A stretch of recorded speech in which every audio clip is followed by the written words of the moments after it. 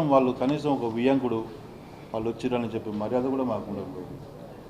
మా ముందేమో బావగారు రండి అనేది మేము పోయిన అరే ఊరే అనేది ఇదండి పద్ధతి. ఒక్కటి సార్ ఒక్కటండి, ఏనాడు కూడా మాకు జరిగిన అన్యాయం ప్రతి ఆడపిల్ల తండ్రిగా ఒక ఆడపిల్ల తండ్రిగా నేను కోరుకునేది ఇంత అన్యాయం ఏ ఆడపిల్లకు జరగకూడదు సార్. ఏ ఆడపిల్ల తండ్రి కూడా, ఎందుకంటే ప్రతి ఆడపిల్లని ప్రతి తల్లిదండ్రులు ఎంతో గార్భంగా పెంచి పెద్ద చేస్తారు. ఆమె జీవితం మంచుకున్న చూస్తారు. నేను ఎంతో నమ్మకంగా నేను జోగి రమేష్ ఫ్యామిలీకి నేను నా బిడ్డని, నాకు అందరూ ఆడపిల్లలండి, నాకు మగపిల్లలు లేరు.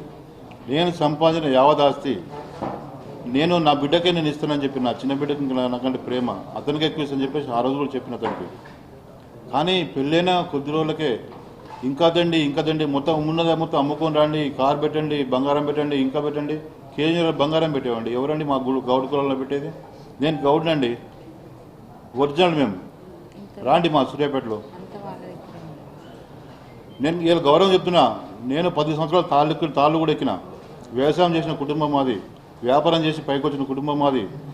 ఈ రాజకీయాలు తెలియదు మాకు, కుట్రలు తెలియదు. మేము కేవలం పిల్లల్ని మంచిగా పెంచి పెద్ద చేసి పెళ్లి చేసి మీ చేతిలో పెట్టినామండి. పెట్టిన కొద్ది రోజుల నుంచే మాకు ఇంత ఘోరమైన అన్యాయం జరిగి నా బిడ్డని ఈరోజు ఇంత ఘోరంగా దాని జీవితాన్ని నాశనం చేయమని చూస్తే ఏ తల్లిదండ్రులు కూడా వాళ్ళకున్న ఆవేశం 14 నెలలు సార్, 14 నెలలండి. 14 నెలల నుంచి కూడా మేము ఏ రోజు కూడా ప్రశాంతంగా ఉన్న రోజు లేదు. రమేష్ గారు నిన్న ఒక నెల బాగా ఇబ్బంది పడ్డామని చెప్తున్నారు. ఒక నెలకు 14 నెలలకు ఎంత తేడా ఉందండి? ఒక ఆడపిల్ల తండ్రిగా నేను ఖర్చు పెట్టుకొని ఈమె కంటే ముందు ఒక 5 నెలల ముందు ఈమె పెళ్లి చేసినండి. మళ్ళీ అయినా నాకు వెళ్ళదు, నాకు ఇబ్బంది అవుతుందన్న కానీ నాకు బాగా ప్రెషర్ చేసి కాదు ఖచ్చితంగా కావాలని చెప్పేసి ప్రెషర్ చేసి మళ్ళీ ఈమె పెళ్ళికి ఏదో టైం దొరుకుతుంది అనుకున్నాం. ఒక 2-3 నెలలు టైం ఇవ్వకుండా మాకు ఇబ్బంది పెట్టి మీ బాబుకు మీకు మీ ఫ్యామిలీకి ఉన్న అవన్నీ దాచిపెట్టి నా బిడ్డ జీవితాన్ని ఇలా ఈ విధంగా తయారు చేశారు. అందరూ గమనించాలండి, ప్రతి ఒక్కరు. 2 రాష్ట్రాల తెలుగు ప్రజలు, బయట ఉన్న తెలుగు వాళ్ళు, ప్రతి ఒక్క తెలుగు వాళ్ళు, 2 రాష్ట్రాల 9 కోట్ల మంది ప్రజలు గమనించాలి సార్ ఈ విషయాన్ని. మా విజయంలో ఏ విధంగా తప్పులేదండి. మా దగ్గర న్యాయమే, మాకు న్యాయమే జరగాలి. భగవంతుడు ఎప్పుడు మాకు న్యాయం వైపు ఉంటాడు, న్యాయం ఖచ్చితంగా దొరుకుతుంది. మాకు న్యాయం జరగాలి. ఇంకోటి అమ్మా సార్, ఇవన్నీ చెప్పాలని చాలా చెప్పినాం. ఇవి ఎట్లుందంటే సార్, ఇది ఒక దొంగ నడిచినట్టుంది. వినండి బాగా సార్. తప్పు మాది కాదు సార్, తప్పు నేను నా బిడ్డని ఇచ్చినాం 14 నెలల నుంచి కూడా. అబ్బాయి ఇంటికి పంపించి ఆ అబ్బాయి పరిస్థితి కొద్దిగా చక్కదిద్దుకున్నది. మీరు ఇంటికాడని చెప్పి ఇంటికి పంపించిన తర్వాత ఏనాడు కూడా అమ్మాయిని కానీ మమ్మల్ని పలకరించింది లేదు. కొద్ది రోజుల తర్వాత మళ్ళీ శ్రావణ మాసం వచ్చింది. శ్రావణ మాసంలో పంపించాము ఇంటికి. ఆ పంపించిన నెల రోజుల్లో కూడా నా బిడ్డని ఎన్నోసార్లు చంపడానికి ప్రయత్నించారు. వాళ్ళ ఫ్యామిలీ, వాళ్ళ అమ్మాయి. శ్రావణ మాసంలో ఉన్నది ఒక 20 రోజులు అక్కడ ఉంది, ఒక 20 రోజులు ఇక్కడ ఉన్నది. పెళ్లి కంటే ముందు, పెళ్లి ముందు కూడా మాకు, పెళ్లి తర్వాత కూడా మాకు ఎట్లాంటి వాళ్ళ కానించి లేదు. ఇంటికి పంపించి కూడా మాకు, ఇంటికి పంపించడానికి కానించి కూడా ఫోన్ల ద్వారా కూడా రాజీవ్ బెయిల్ ఇచ్చిన కాల్స్ కూడా మీరు అనేది విన్నారు. వాళ్ళ అత్తమ్మ ఫోన్ చేసి ఏమైందమ్మా, మీ బంగారం ఏమైంది, డబ్బులు ఏమైంది, మీరు రాండి తీసుకురండి అని చెప్పేసి మాకున్నే మొత్తం అమ్ముకొని రాండి అని చెప్పడం వరకే వాళ్ళు భావిస్తారు.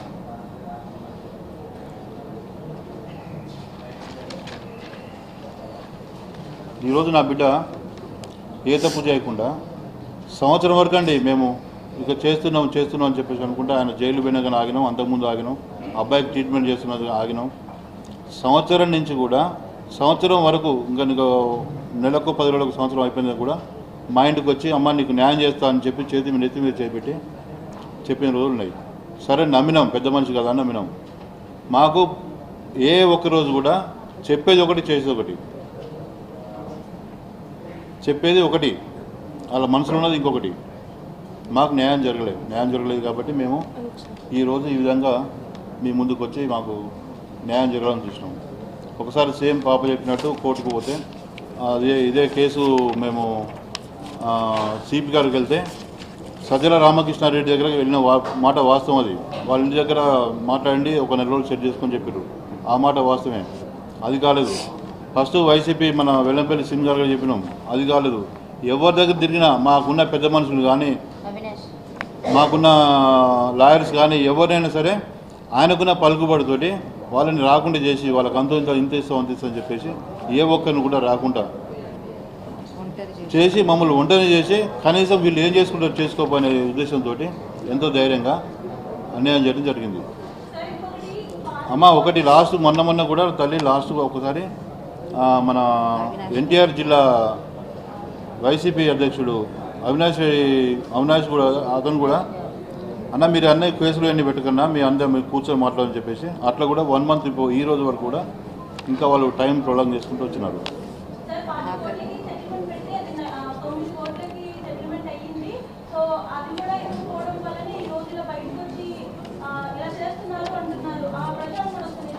అవన్నీ కోర్టు ద్వారా చూసుకుంటుంది తల్లి. అన్నీ ఏదున్నా కానీ మేము మాకు ఏదో నష్టపరం జరిగిందో అవన్నీ కోర్టు బదిలో ఉన్నాయమ్మా. మేము చివరిగా మేము లాస్ట్కు ఎవరంటే మన లోకల్ ఎమ్మెల్యే గారు వసంత కృష్ణ ప్రసాద్ గారు వాళ్ళు పోయినా ఫస్ట్ వారి ఇంటికి వెళ్ళాము, వారి ఆఫీస్కి వెళ్ళాం, 3 సార్లు వాళ్ళ ఇంటికి పోయినాం. వాళ్ళ బాబాయ్ జోగి వెంకటేశ్వరరావుని పిలిపించి సార్ మీరు కొద్దిగా మీరని చెప్పండి సార్, రమేష్ గారికి చెప్పండి, పాపం అమ్మాయి చాలా చిన్న అమ్మాయి, ఆమె భవిష్యత్తు ఖరాబ్ అవుతుంది, ఇవన్నీ కోర్టులు ఇవన్నీ పోతే చాలా ఇబ్బంది పడుతుంది అమ్మాయి, చెప్పండి సార్ అంటే అన్న మేము నా మాట విన్నాడు అతడు, మీరే న్యాయపరంగా పోతే పోండి అని చెప్పేసి అతను చెప్పినాడు. ఆ రోజే మా ముందే వెల్లంపల్లి శ్రీనివాస్ గారికి ఫోన్ చేసి సిరన్న ఈ పాపది ఇట్లా ఇబ్బంది అవుతుంది సెట్ చేసుకొని చెప్పేసి అన్నాడు. ఇట్లా అనేక సార్లు కూడా మమ్మల్ని మాట్లాడుతున్నాం చెప్పేసి ఈరోజు మాకు ఈమె మీద కేసు ఫస్ట్ పెళ్ళైన 2 నెలలకే నల్ అండ్ వెయిట్ అది ఆ కేసు వేసిండు. ఆ తర్వాత 1 year కాగానే ఇంకేదో కేసు వేసిండు. ఇప్పుడు డబ్బుల కోసమే అయ్యి ఉంటే పెళ్ళైన వెంటనే ప్రాబ్లం వచ్చిన వెంటనే మేము అదే పనిలో ఉండేవాళ్ళం కదండి. 1.5 year నుంచి మేము ఎందుకు ఫైట్ చేస్తాము? ఒక ఆడపిల్ల అయితే ఇట్లా వచ్చి ఇట్లా మాట్లాడాలి, ఇట్లా బయటపడాలి అని చెప్పి ఏ తండ్రి ఏ తల్లి కూడా కోరుకోరు. ఖచ్చితంగా మేము న్యాయం కోసమనే కాదండి. పేరు వచ్చినప్పుడు ఏమంటారు, మాకు ఎందుకని రాజకీయాలు? ఒకసారి లోకేష్ అంటారు, ఒకసారి చంద్రబాబు నాయుడు అంటారు, చిరంజీవి అంటాడు, పవన్ కళ్యాణ్ అంటాడు. మాకెందుకంటే ఇవన్నీ కాదు. నా బిడ్డకు జరిగిన అన్యాయం ఉందో అన్యాయానికి న్యాయం చేయాలని మేము కోరుకుంటాం అందరినీ. మేము ఏ రోజు కూడా చంద్రబాబు గారితో కానీ లోకేష్ గారితో కానీ మేము మాట్లాడడం కూడా జరగలేదండి.